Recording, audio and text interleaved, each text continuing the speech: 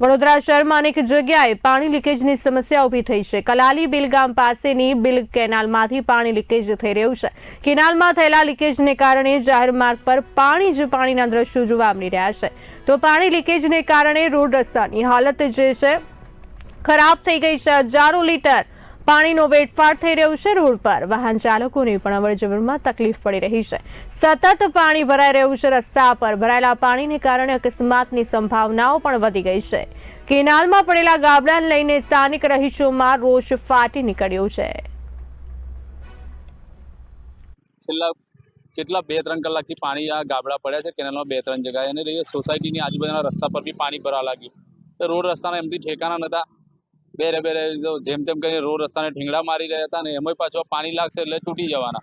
કોઈ જવાબદારી જેવું કોઈ વ્યક્તિ કોઈ જોવાવાળું છે નહીં। અહીંયા સ્થાનિકોનો ફોન આવ્યો મને એટલે હું અહીંયા આવી ગયો અને જોઈ લીધું કે અહીંયા લીકેજ થયું। કેનાલ ડિપાર્ટમેન્ટને કહેવા માંગુ છું વહેલી તકે આવીને આ ગાબડાઓ રિપેર કરે તો નહીં તો લોકો સોસાયટીના ઘરો સુધી પાણીનો રેલો જવાનો છે। એના કારણે લોકોને આવવા જવામાં તકલીફ પડી છે। ખાસ કરીને બહેનોને તકલીફ પડી રહી છે।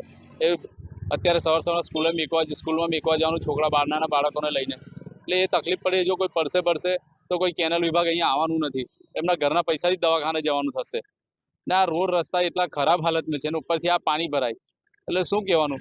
કોર્પોરેશનને તો કોઈ પડેલી જ નથી અને ઉપરથી આ નવું એક કેનાલ ડિપાર્ટમેન્ટના ગાબડા એટલે રોડ રસ્તા પર પાણી ભરાઈ ગયું। સ્થાનિક નેતાગીરીમાં કશું છે દમ છે નહીં। અમારે ત્યાં વોર્ડ નંબર 12ની હાલત ખરાબ છે। આખા રોડ પર આખા વિસ્તારમાં જ્યાં ત્યાં ખાડા ખોદેલા છે અને હવે આ નવા ખાડા પડશે। એ વહેલી તકે કેનાલ ડિપાર્ટમેન્ટ આવે ને આ સમસ્યાનું નિવારણ લાવે। કોર્પોરેશન બી કેનાલ ડિપાર્ટમેન્ટને કહીને આ સમસ્યાનું નિવારણ લાવે।